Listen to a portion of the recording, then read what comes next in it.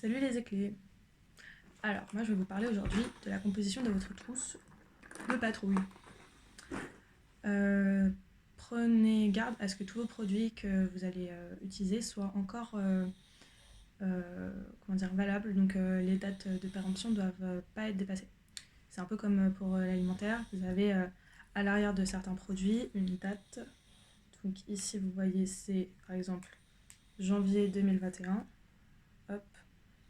Et tant que cette date n'est pas passée, je peux continuer à utiliser mon produit. Et une fois que c'est passé, je le jette, même si c'est pas fini, et j'en rachète un neuf. Donc, pour commencer, vous avez besoin d'un désinfectant qui est là. N'utilisez pas de bétadine, qui est un désinfectant coloré en rouge, auquel plusieurs personnes peuvent être allergiques. Donc là, c'est un désinfectant type chlorhexidrine, c'est tout à fait lambda et ça se trouve en pharmacie. Ensuite, pour aller avec le désinfectant, vous avez besoin de compresses. Donc, compresses stériles de plusieurs tailles. Vous allez avoir des grandes, des moins grandes. L'important, c'est qu'elles soient bien sous emballage, avec un emballage qui n'est pas détrempé plein d'eau. Pourquoi ? Parce que une fois que votre compresse est à l'air libre, je parle à l'air libre dans une trousse de patrouille qui vit dans la terre ou dans votre sac à dos en explo, plusieurs particules peuvent s'imprégner dans la compresse en fait. Et le soin que vous allez prodiguer ensuite va empirer la situation puisque vous allez mettre des bactéries et des choses un peu cracra dans une plaie. Donc prenez bien garde à ce que vos compresses soient sous emballage.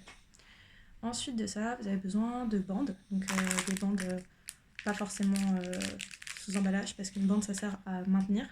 Donc ça peut être maintenir soit une articulation qui est un peu douloureuse, soit un pansement pour que si c'est un gros pansement que ça tienne mieux sur l'endroit où a été blessée la personne. Donc l'important c'est d'en avoir de plusieurs tailles, des bandes. Donc vous pouvez avoir des plus petites, des plus grosses, en tissu, en pas tissu, réutilisables ou non, mais ayez-en. Avec ça, donc du sparadrap, donc, que vous voyez là.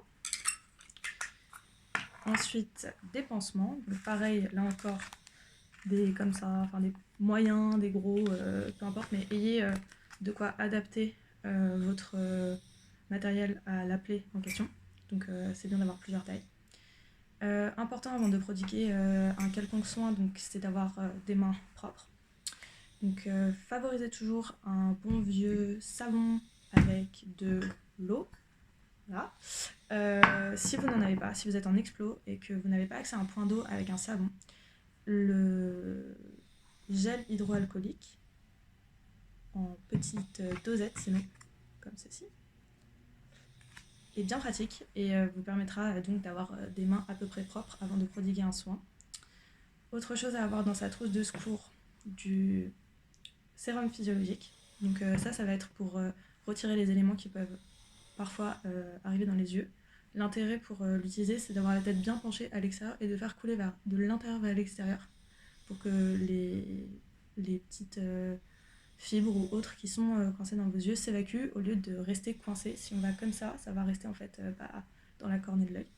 Voilà. Ensuite, vous devrez avoir avec vous une crème solaire, donc petit format. C'est vraiment juste en explo, parce que en camp, prenez des crèmes solaires qui sont adaptées à vous. Signalez aussi que vous les utilisez à vos chefs pour qu'ils soient au courant. Et puis on va passer aux ustensiles aux outils que vous devez avoir avec vous.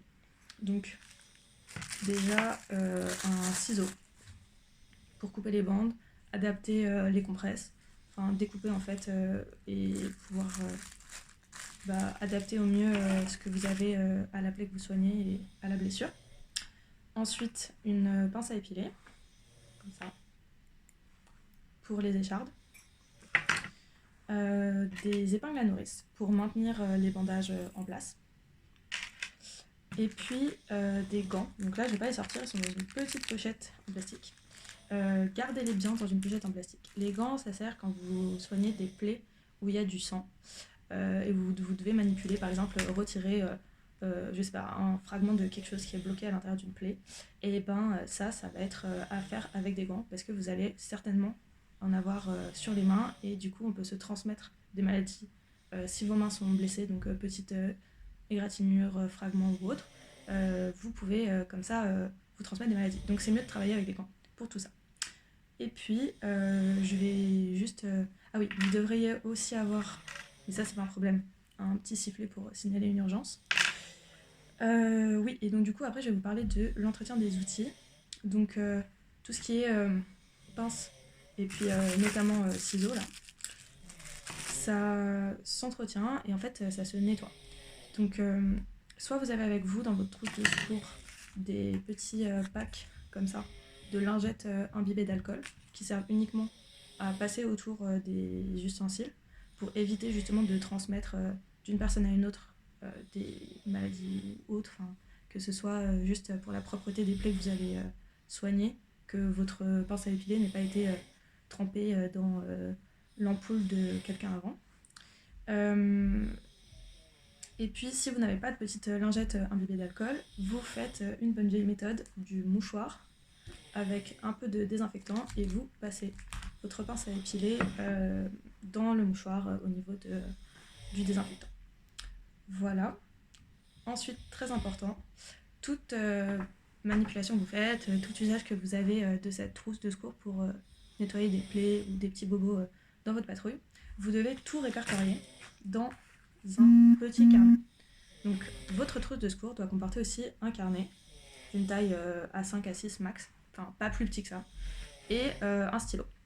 L'important sur ce carnet, c'est que les pages ne puissent pas, ici vous voyez il n'y a pas de spirale, que les pages ne puissent pas s'arracher. Il faut qu'on puisse retrouver en fait tout ce que vous avez fait dans l'ordre où vous l'avez fait et sur tout un camp. Donc l'idée c'est d'avoir un carnet que vous laissez dans la trousse et que les chefs puissent savoir qu'est-ce que vous avez fait. Si jamais la blessure que vous avez traitée venait à empirer, il faut qu'on sache qu'est-ce que vous avez, vous ou un autre, fait comme soin sur cette plaie. Donc tout doit y être consigné. Voilà en gros pour votre trousse de secours. Sachant qu'en plus, pour le camp, quand vous partez en explo, on vous confie parfois des produits un peu plus spécifiques, type Osmosoft ou autre. Donc à ce moment-là, on explique aux secouristes comment utiliser ces produits, mais c'est pas dit qu'on vous les donne à chaque explo. Voilà. Et donc pour clôturer, pensez bien à refaire vos trousses de secours à la fin de chaque camp, et puis à bien inspecter que toutes les dates des produits soient toujours à jour. Voilà.